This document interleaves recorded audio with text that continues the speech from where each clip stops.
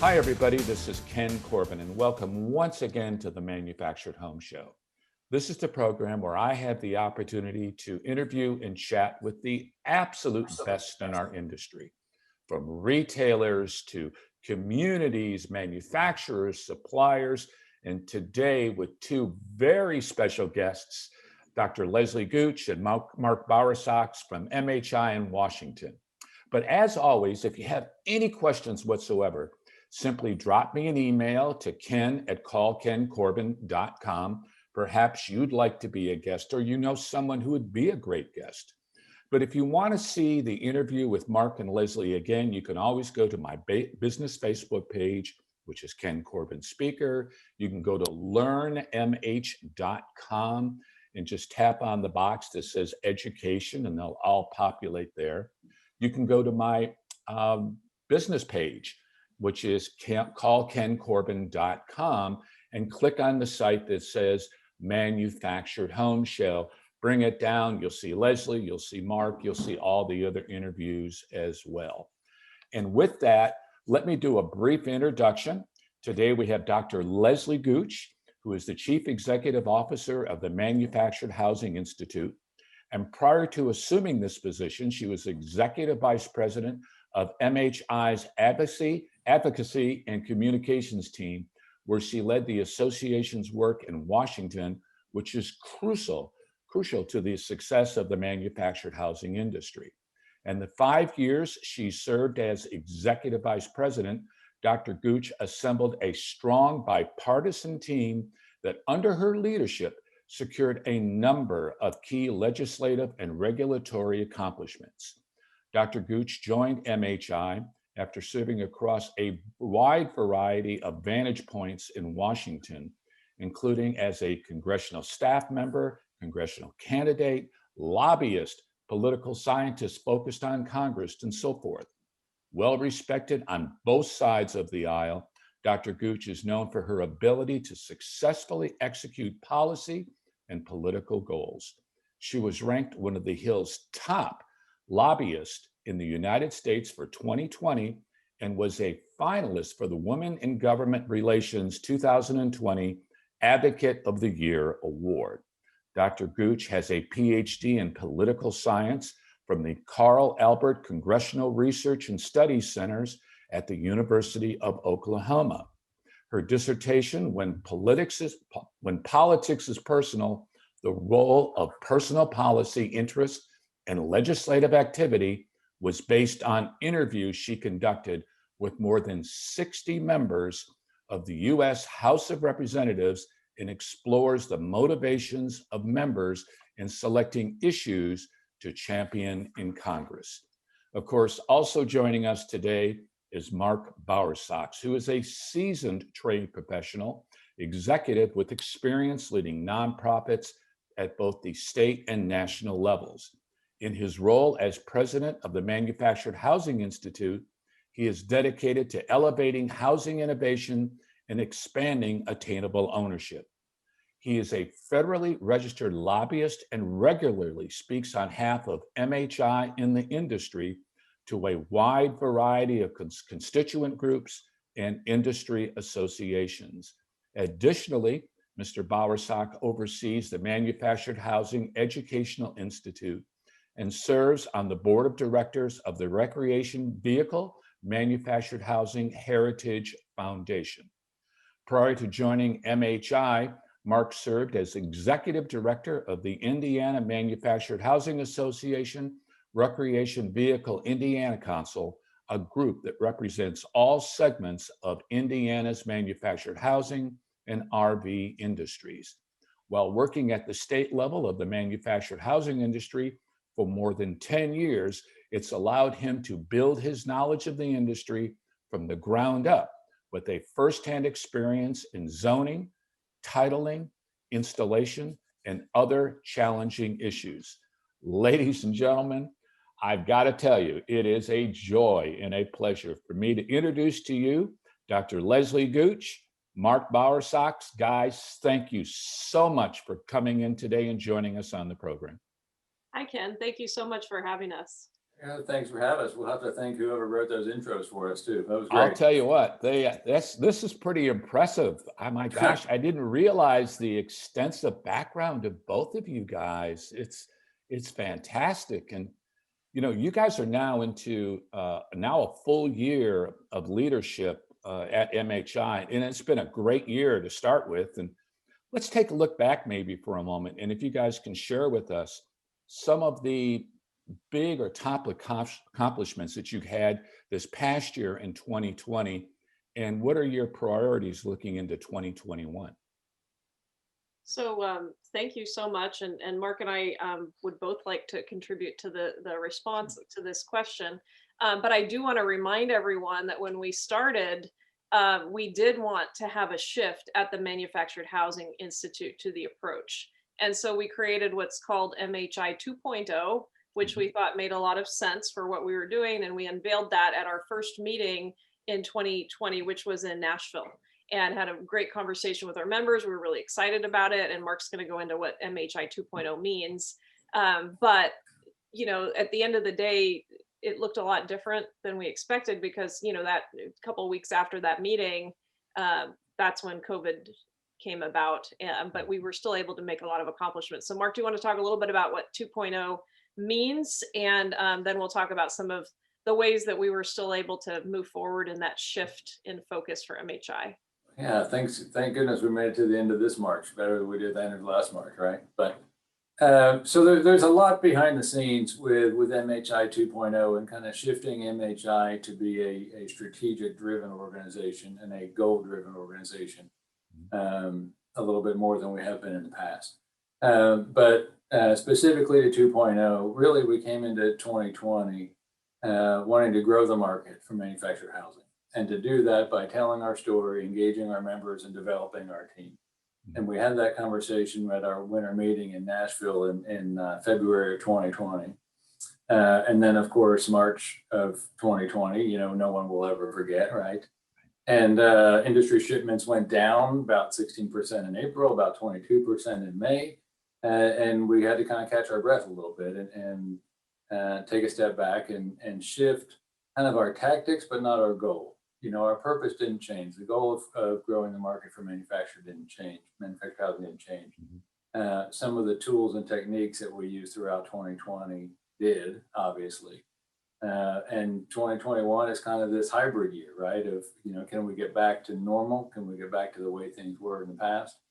Or are we going to continue to do things? What has changed forever versus what was a temporary change, brought on by COVID?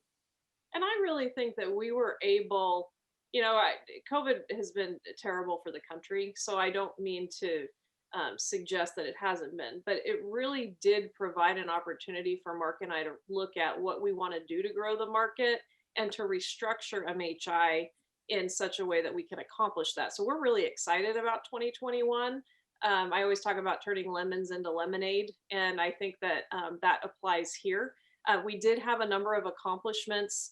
We want to grow the market through advocacy, through research that we're doing to better tell our story, to get our message out there. And we were able to do that. Of course, we had to roll up our sleeves when it came to just responding to COVID and supporting the industry. I I never knew what the essential workforce at Department of Homeland Security, that designation was, until we needed to know what that was. I pride myself in knowing every nook and cranny of the government, but that agency, at DHS, I had never heard of that office before, but we made sure that we had manufactured housing considered an essential workforce early on. We made sure that our land lease communities were supported through COVID. There were a lot of things, the eviction moratorium we're still dealing with, but talking about rental assistance, making sure that people who were safe at home had the funds to pay their bills. And so we Sure. spent a lot of time with advocacy groups. We actually, another silver lining of this, or turning it into lemonade, we found new partners in Washington, new advocacy groups. We joined new coalitions because we had similar interests, which is making sure that people are safe during COVID and that they're safely housed. And so some of our accomplishments are just that. There's a rental assistance program that has been funded now, over $50 billion in funding. Landlords can apply for that funding. So yes, there is an eviction moratorium, but our message was clear that the government needs to support our housing providers in this country. And so there was a strength in that. There was a partnership with the consumer groups. But we never lost sight of the main issues that we talk about: improving the availability of financing. We made progress there.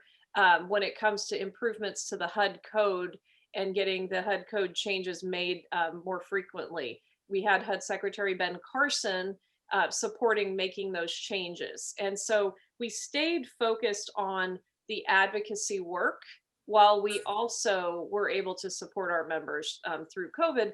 And it's great that we did that, because if you look at what's being discussed in the country right now, it's all about home. Like we've been talking about manufactured housing for years and how great it is, and people need to take a look at us, right?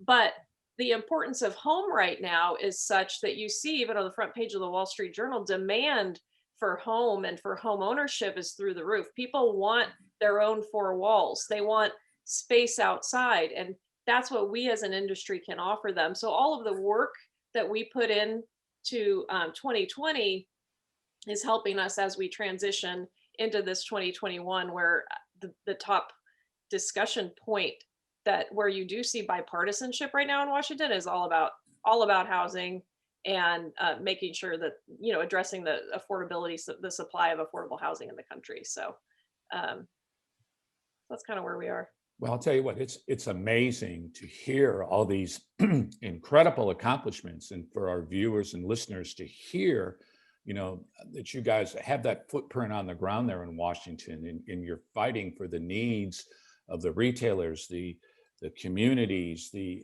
manufacturers, everybody associated with our industry. But it's a change at MHI to have a dual leadership structure. And how has that structure benefited the industry, and how do you see it looking going forward?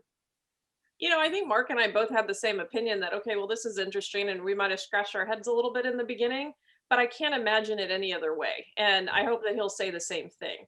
But the industry has two, you heard in the introduction, we have different skill sets, right? But they're extremely complementary. But then what we have in common is our passion for this industry and our passion to help grow this market. And so, I feel like we can overcome anything. Like, we got put in this co-leadership role, COVID hit, and I think that we emerged the other end stronger, and we're well positioned. And so Mark and I can accomplish anything at this point. So anyway, it's been kind of fun to grow our relationship in that regard. Yeah, Anyway, go ahead, we Mark. like to think of it as the industry gets the best of both worlds. And we'll both recognize that, sometimes we are two different worlds, with our backgrounds and our experience, but as Leslie said, they're very complementary.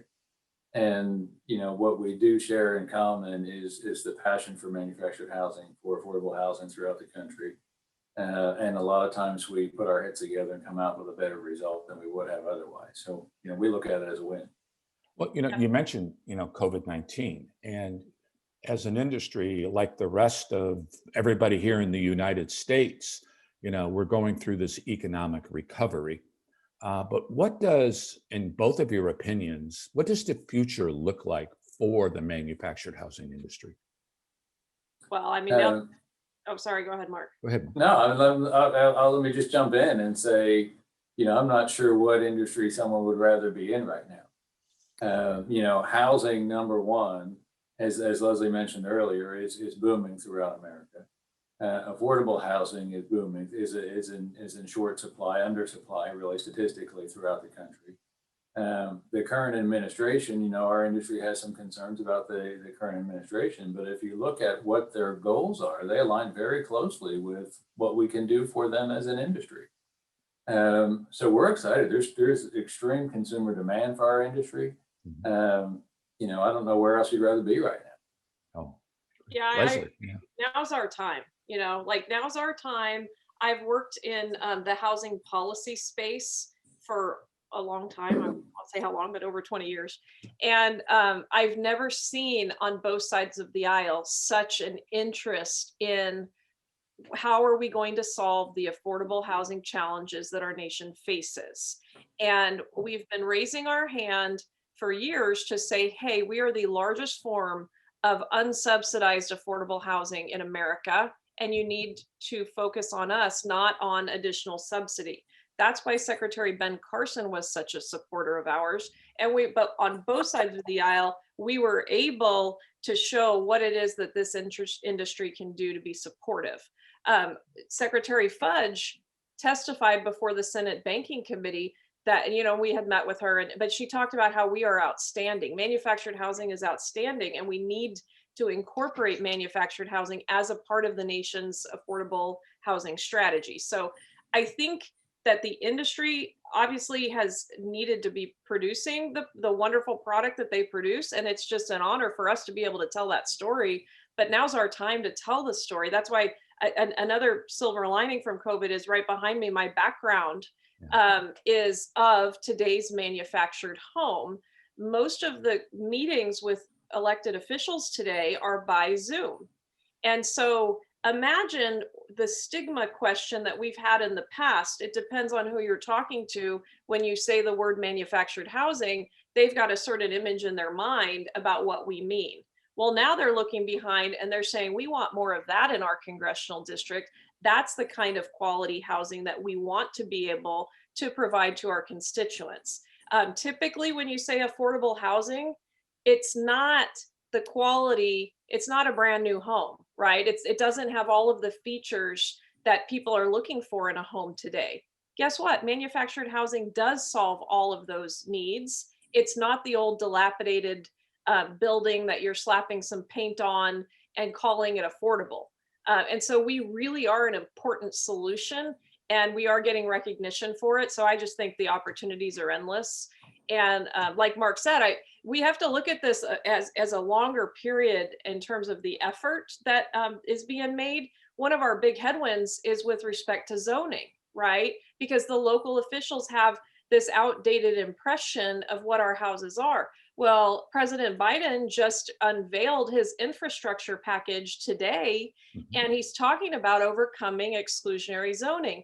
I don't know that you would have seen that in the prior administration. So as MHI, we've got a longer term view, and we've got support on both sides of the aisle.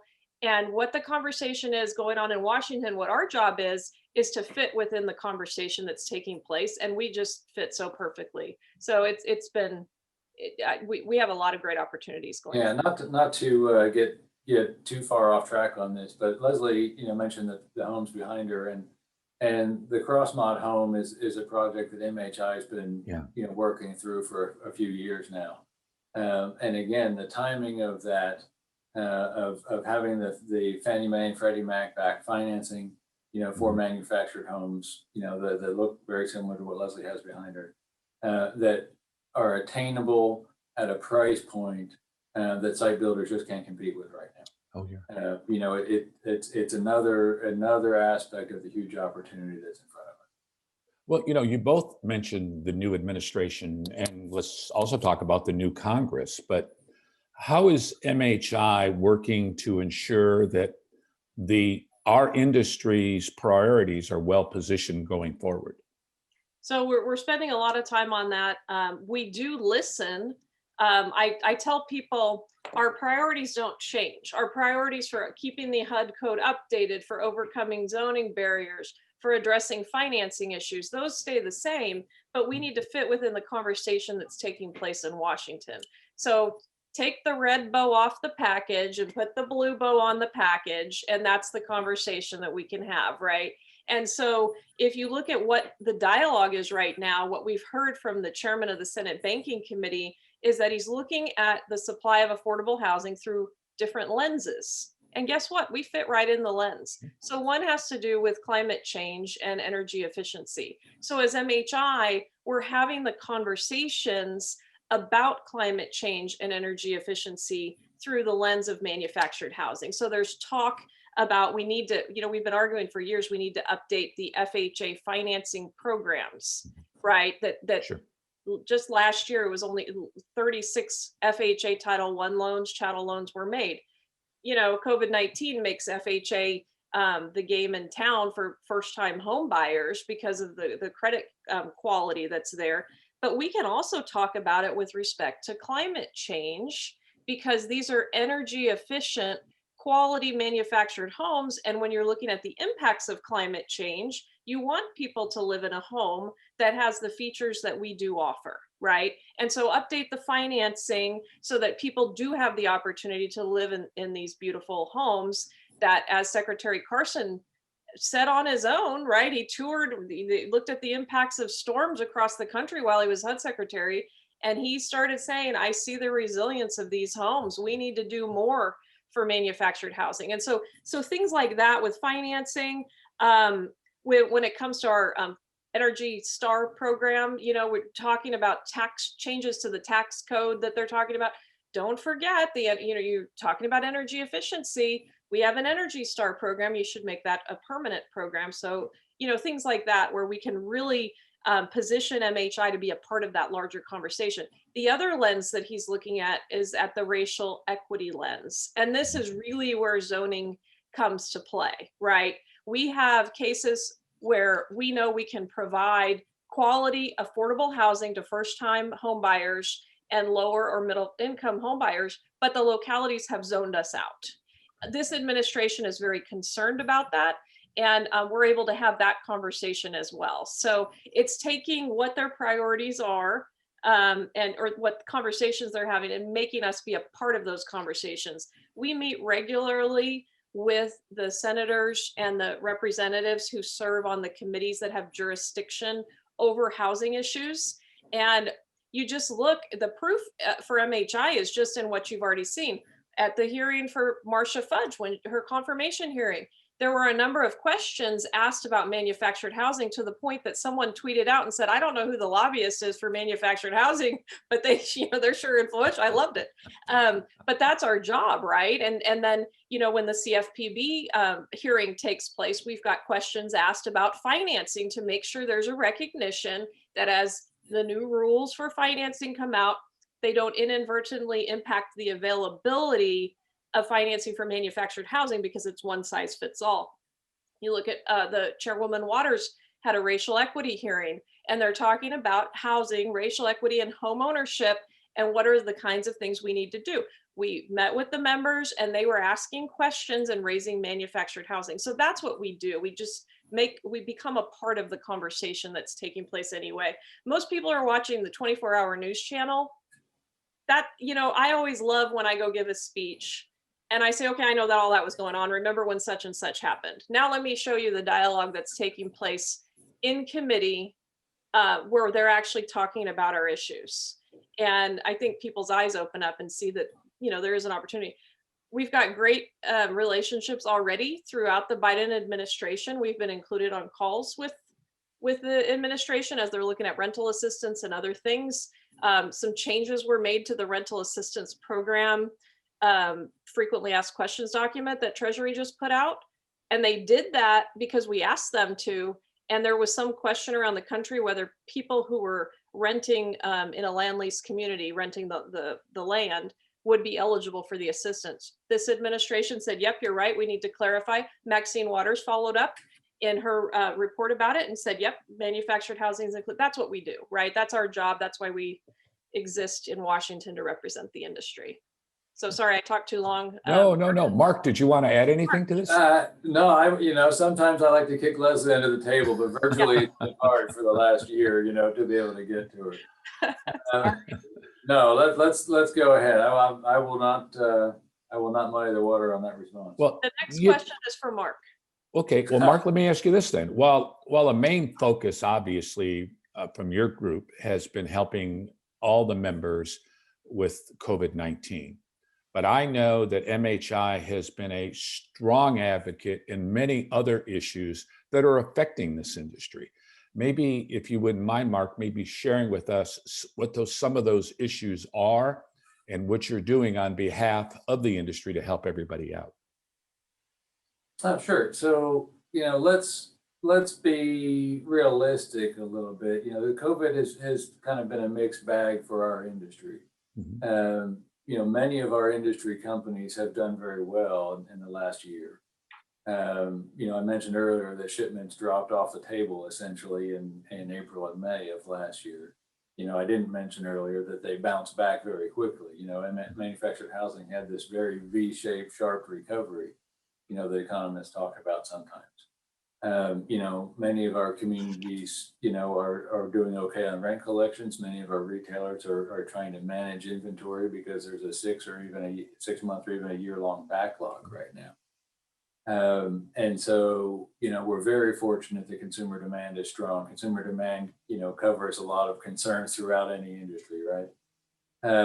So we need to be realistic about that and understand that there's both near-term and longer-term perspectives right now. The fact that our industry, in many segments is doing well gives us an opportunity to step up and support our consumers a little bit more. And so many of our members have such good stories about how they're doing that, from community operators supporting their residents, through the eviction moratorium and helping them, make all kinds of arrangements on payment plans, to helping them, people that have lost their jobs, to helping them find stimulus funds to make sure they're getting all the help from the government assistance programs they can. One of our community operators in the Midwest has set up a vaccination site so his residents can have access to the immunization, that so many people are having difficulty accessing around the country right now. So there's all kinds of programs there. Same thing on the retail side to be able to, there's fluctuations in material pricing right now that are a challenge. Our retailers are doing the very best they can, along with the manufacturers and suppliers, of keeping prices stable and many times not even passing cost increases onto the consumer, right? Sure. And so our industry and many of the companies in it are fortunate to be able to be in that position to help the consumers. And that's going to, that short-term effort is going to pay long-term dividends for our industry. And Leslie talked about, that's one of the lenses that the current administration is focused on is, how are we supporting, the average citizens, the consumers in this? It's a bit of a shift from maybe a more business-focused administration. But this is a great opportunity for us to partner with those consumer groups and say, hey, we're about taking care of people. We're about taking care of people, in every situation in the land lease community, in a private ground, independently owned situation. Our industry really is willing to step up and that helps us combat some of the negative stereotypes that are out there. Well, Leslie, did you want to add anything to that or? No, I mean, I think that's great. We continue, we're laser focused on supporting this industry. And like Mark said, we're the eyes and ears, right? So there are a lot of opportunities for us right now. And we just want to make sure that we're a part of those conversations. Very bipartisan in our efforts. And I always say, I've always liked the colors of our logo, right? But it's great that we're purple, because the bottom line is we're affordable housing for America. And that's what we're conveying. One of the best things that happened for us in 2019 was we put 3 homes on the National Mall for policymakers to go through. And we were very purposeful about it because we're not all just cross mod. We had a cross mod home, we had a multi-section home, and then we had a single section. And they were all spectacular. I had policymakers who preferred the single section one and said, oh, this is, but they were all beautiful, right? And so that's to show this is what we can do, right? Here's what this industry can do. Just support us. We're the only form of housing that HUD is charged with promoting and facilitating the availability of manufactured housing for all Americans. And I keep focusing on that word all, for all Americans. And so that's the message that we're conveying and looking through all these lenses, like what Mark is talking about, to really advocate for the industry. Well, let me ask you guys this. The local zoning and land planners across the country are creating barriers for many manufactured home communities. And tell us maybe a little bit more about that fight, and more specifically on MHI's zoning task force. Yeah, so one of our main priorities over the years, because we did identify that we had a zoning challenge, it was to drive HUD to engage with localities to overcome some of those local land planning hurdles. This year, So actually it was, I'm sorry, it was in 2020. We looked at, there was that conversation we had in Nashville, and the decision was made, we need to look at having some sort of a task force. So that task force was announced at our annual meeting. That was a virtual meeting. And really the point there is to identify how MHI can do more to help support overcoming some of these local hurdles. So some of it's advocacy, right? We do need HUD to do what they are directed to in federal statute, which is to make sure that localities are not zoning us out. And the key terms in there, it's that the statute is to be applied broadly and liberally. And that's to make sure that localities aren't erecting these barriers to the placement of manufactured housing. HUD's actually doing research on it, so we've been working with HUD. So there are things that we've already been doing as MHI, but this is really the task force coming together to say, hey, this is what would really help move the needle. There's legislation that's been introduced. I talked about the infrastructure package. There's the tell the localities what to do at the federal level, but they can't force it, right? But then there's the incentive. And so there are incentives that this administration and this Congress are thinking about to ensure that the localities are changing direction. But that task force, it's like, what else can we do as an industry? We're looking at research so that it's clear. Here's where we're zoned out. Here's what the demographic of those communities looks like. Here's all the details. We know where the houses are, and here's what the zoning rules are. So we're looking at some research projects. We're looking at more legislative action, maybe a legislative proposal to strengthen that law, even though it says broadly and liberally construed. If it's not working, we're looking at that. And then, but really the task force, and Mark, you can talk more about it as well. It was to bring our members together to talk about what's really going to make the difference. How are we as MHI going to be able to bring the industry together and come up with solutions that will help at that local level? We can do those incentives or penalties at the federal level, but there's going to need to be work to get those local zoning officials on board as well. Sure. Yeah, let me jump in on that, because that's one of the unique challenges with manufactured housing, right? It's a HUD code product, a federally regulated product, and yet we have so many challenges and hurdles at the state and local level. And we realize that. Look, I was a state association director for years and was in those Monday night at 7 p.m. zoning hearings, fighting for the industry, throughout the state, 3 hours from home. But that's why when we created our task force, we wanted to make sure that we had a state association director represented, MHIs, all of our 970 members are important, but one of our key membership categories is our federated states, our state association members. We have 47 different state associations that are members of MHI, and they're a critical partner in all of this, right? This is not just an MHI thing. This is an industry challenge that we're facing. And so representing all segments of the industry, where we can put this task force together that has lenders on it, that has retailers on it, that's community operators on it, that state association members on it, is such a key piece of bringing the industry all together in this, because it's a challenge. It's been a challenge for decades and will continue to be a challenge for us. But we're gearing up, and we think, as we talked, already several times, there's an opportunity for us right now to make an impact here. Well, through the Manufactured Housing Educational Institute, I know MHI offers members a variety of educational opportunities and various accreditations. But maybe you could share with us not only those offerings, but tell us a little bit more about the recently relaunched professional housing consultant designation. Yeah, sure. So our professional housing consultant designation has been around for a couple of decades. There are actually over 1,200 people that have achieved that certification. And then we had to shut it down. In the SAFE Act and Dodd-Frank days, the content that we were delivering was no longer legal, right? The way we were training people didn't apply once the federal laws changed. And of course, that was in some downtimes for our industry. And so the program went dormant for several years. But we took a couple of years and we as MHEI, which is really a separate training foundation that MHI works with as a sister company. But we took a couple of years to revamp that material and rewrite it from a sales and also a lender perspective to make sure it was federally compliant.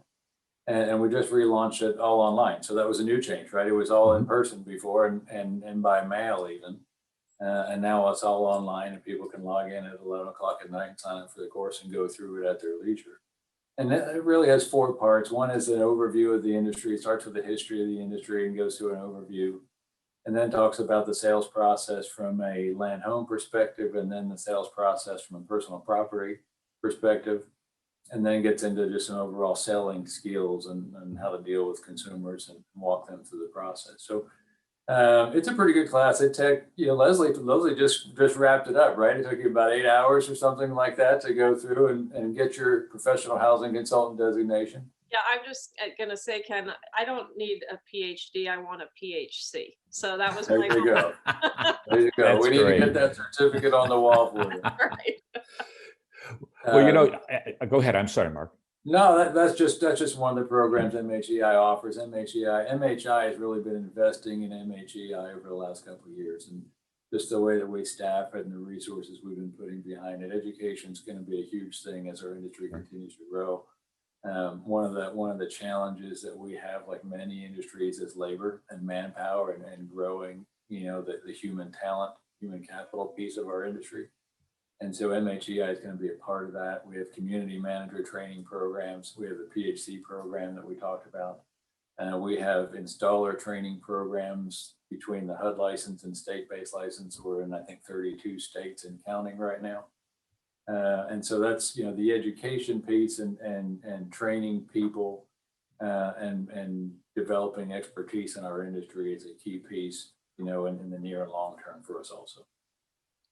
Well, it's going to be in a few minutes. I'll mention to everyone, we're going to give contact information because these training programs are really essential to helping you to achieve the sales and the professional goals that each of you who are watching this program are wanting to achieve.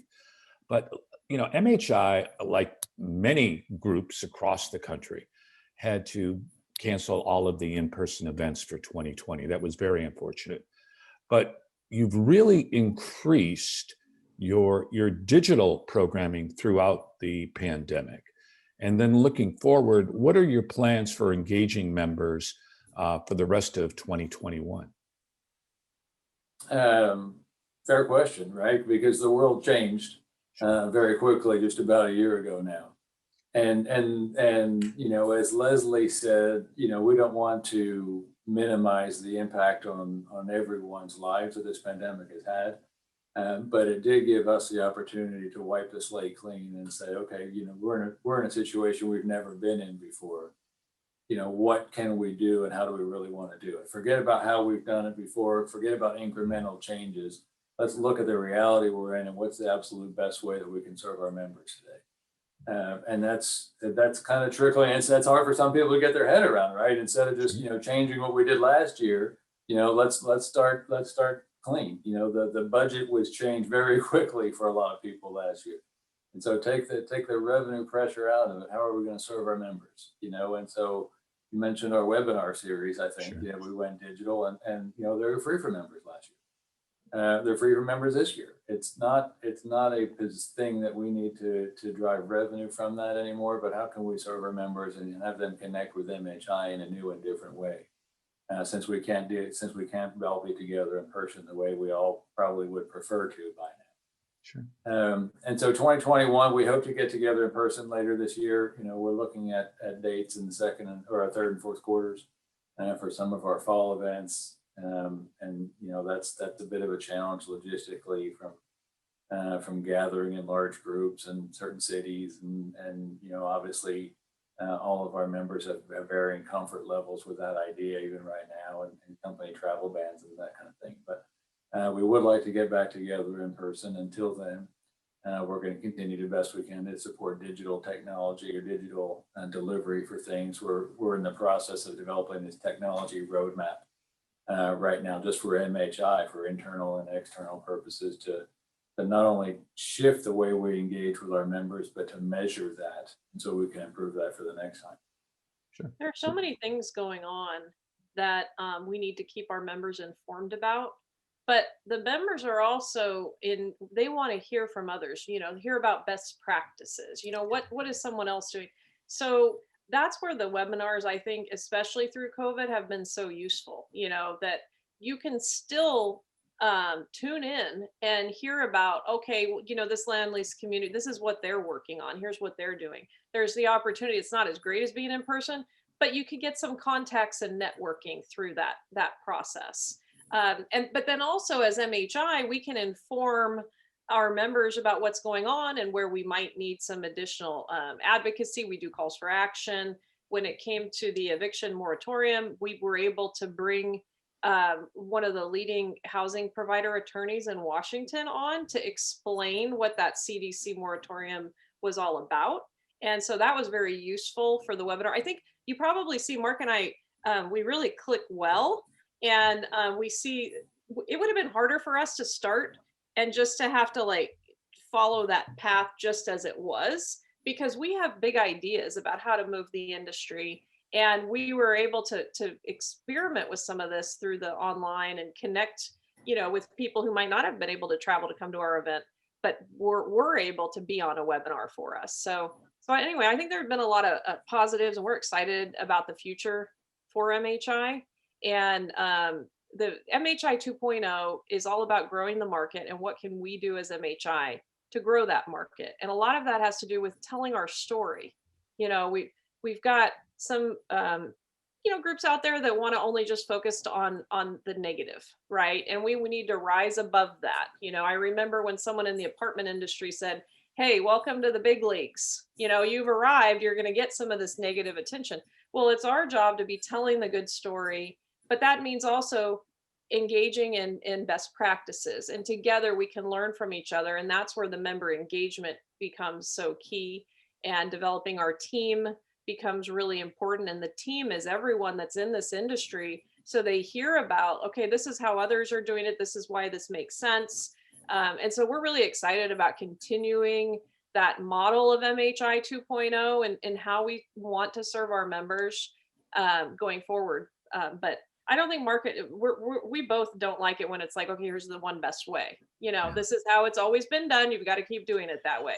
2020 gave us the opportunity to say, actually, we can figure out some better ways to do this. So. Well, it's been an amazing year, and amazing year plus for you guys. And you both have done just an incredible job. And I want to thank both of you for taking your valuable time to share with our viewers and our listeners the great things that MHI is doing for their members. And for those few of you out there who are not a member, or for those members that maybe even want more information today, Lesli, Mark, how do we reach out to you or to MHI to get more information on all these programs, the educational series, everything that you do for our industry? Sure. First of all, I want to make sure we say thank you to our members, because, Lesli and I, are fortunate to be paid for what we're doing. We have a lot of people that invest a lot of their time on behalf of the industry to make MHI what it is. We're a small team with 11 staff members, and we couldn't do everything that we do here. That you're being very gracious today, but thank you to our members and the key leaders in this industry that really step up and volunteer. We couldn't do it without them. Manufacturedhousing.org. That's our website. That's the best way to get a hold of us. My personal email address, mbowersox@mfghome.org. Lesli, I'm going to go ahead and put yours out there for everybody too. Gooch at mfghome.org. Feel free to, that's the best way to get a hold of us. Don't be offended if we send you a return email at an odd hour of the day, because we spend a lot of time on this, and we're both very fueled by the opportunity that's in front of us. I hope that came through to you and your viewers today. And thank you for having us. Well, go ahead, Lesli, please. Oh, I was just going to say thank you for having us, because Mark and I don't think we've ever been interviewed together. I think this is our first interview together. I think it is. Yeah. But I think it's important for people to see the synergies that we have. Oh, yeah.